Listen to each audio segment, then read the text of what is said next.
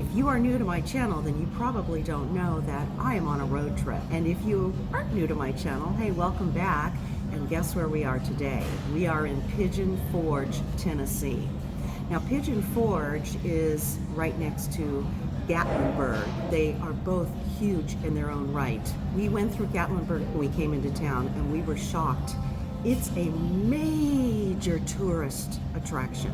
I can't believe how many people are here. So if you've never been, I'm going to encourage you to put this one on your list and check into it. Now, you really have to see it to believe it, and that's why I'm here. I want you to see it. So I'm going to do some filming, and I'm going to show you what Pigeon Forge has to offer. Pigeon Forge and Gaitlenburg are both incredible spots if you're looking to experience the true tourist experience. But we're going to start off with Pigeon Forge because there is so much to see. We're going to begin on Pigeon Forge Parkway. This is a 5-mile strip and it runs through the city. This city was actually named for the Forge, and it was built near Little Pigeon River. There you go, Pigeon Forge. Pigeon Forge is also home to Dollywood. Well, it's right around the corner, but Dolly was actually born very close to here, just a few miles down the road, as they say. As you can see, there is plenty to keep a family busy, whether it's shopping, eating, racetrack type driving, because, you know, we're in the South, so that's a very popular sport. There are arcades, ice cream places, regular dinner spots, which I'm going to show you in just a few minutes where we ate, and just lots to see. Oh, there she is, Dollywood, right around the corner.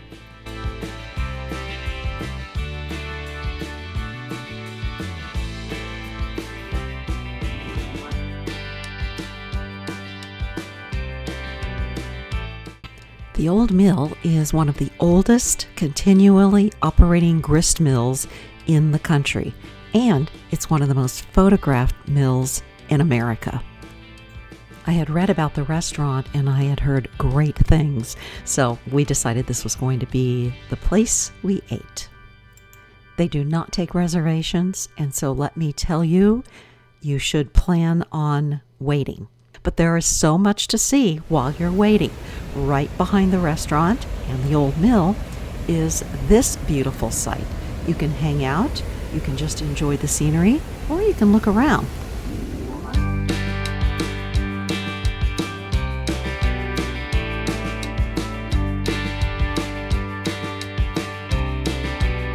The acclaimed American potter Douglas Ferguson began this pottery barn in 1946. He found the local red clay would make very strong and beautiful pottery.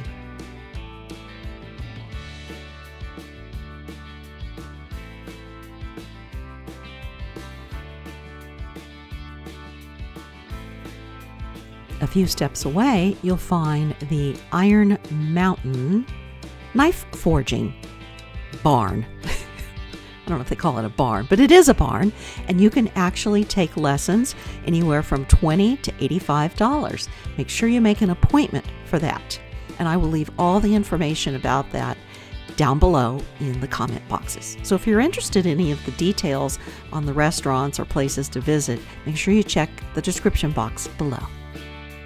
Iron Mountain is America's #1 knife forging experience. Now, the old mill is the place I really wanted to visit since we were going to be eating at their restaurant, and I was lucky enough to actually get to meet Chuck, the head miller.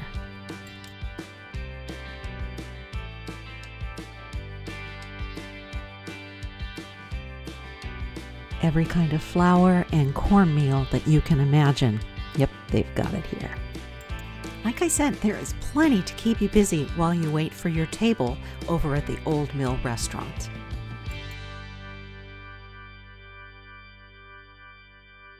We are tying bags for our products, put out there on the shelves, sent to our other store.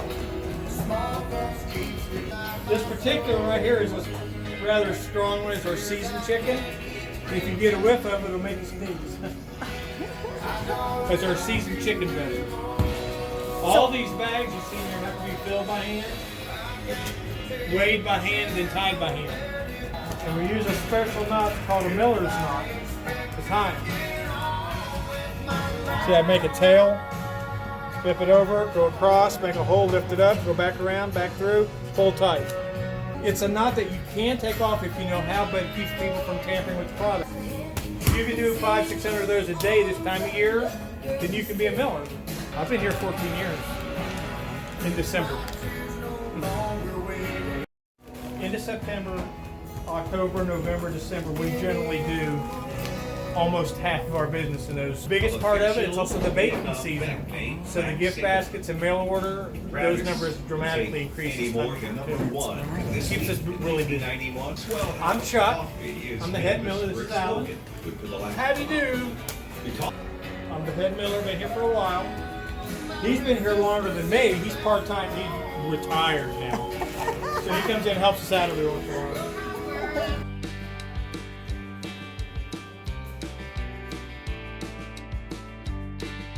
And within walking distance is the old Forge Distillery, where they continue to get their grain from the old mill. They have a little bit of everything in here that has to do with moonshine and, well, distilleries. Their number one product is their moonshine, and they have so many flavors. Now, I'm not really into drinking moonshine myself, but it made for a pretty good gift for a few of my son's friends. Yes, they're well over the age of 21, just in case you were wondering.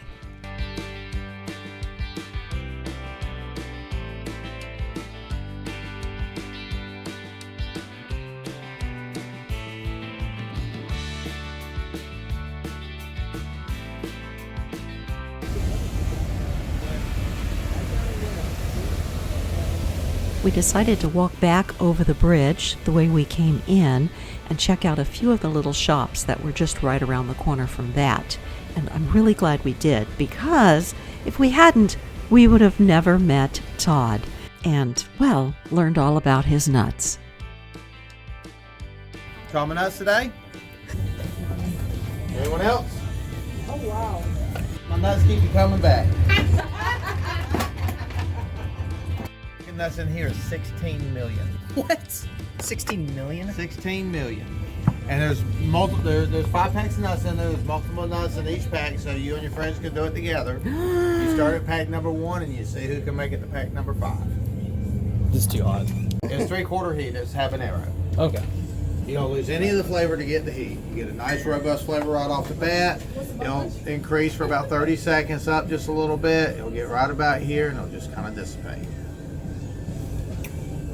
Tastes great. This family-owned business boasts gourmet nuts, luscious chocolates, nutty novelties, and apparel. From iron stomachs to cast iron pans. After dinner, we decided to drive around the bend and visit the Lodge Cast Iron Outlet Center. And what a treat. If you've ever cooked with cast iron, you know how wonderful it is. And this place was delightful because they had so many really great deals all the time going on in this store, as well as these specialty pans, in addition to other unique cooking items that I've never seen anywhere else. Welcome to Lodge, everybody. What'd you do here? I'm the top salesperson for the store.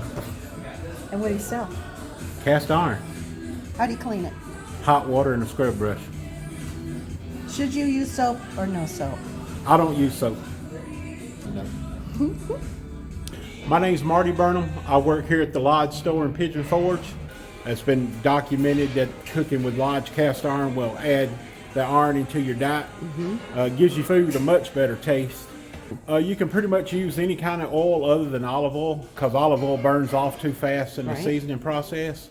If you're going to use something like lard or Crisco or bacon grease, it won't be on a pan that you use on a regular basis, because it could go rancid on you. Okay, good to know. Use a canola oil or avocado, sunflower seed. Rub it on just a little bit. You don't have to use much. A couple of squirts, rub it in. Put it in your oven for an hour at 350. You'll tell your stuff will start sticking in your pan, but if you'll maintain it, just put a little oil on it from time to time, you won't have to do it as much.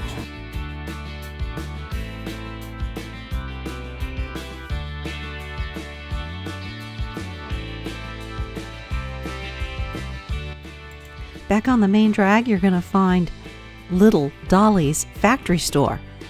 If you're into patchwork, you don't want to miss this place. One more stop just to grab a little dessert. All that shopping kind of makes me hungry. After having our frozen custard, we made our way back over to Margaritaville, where we were staying.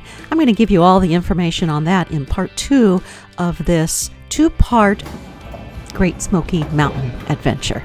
Stay tuned. Hey, if you've never subscribed, I would love to have you. I'm still building this channel. Even if you don't watch every video, it does help me when you subscribe. So thanks for that. Okay, those of you who've been with me, you know we're off and running.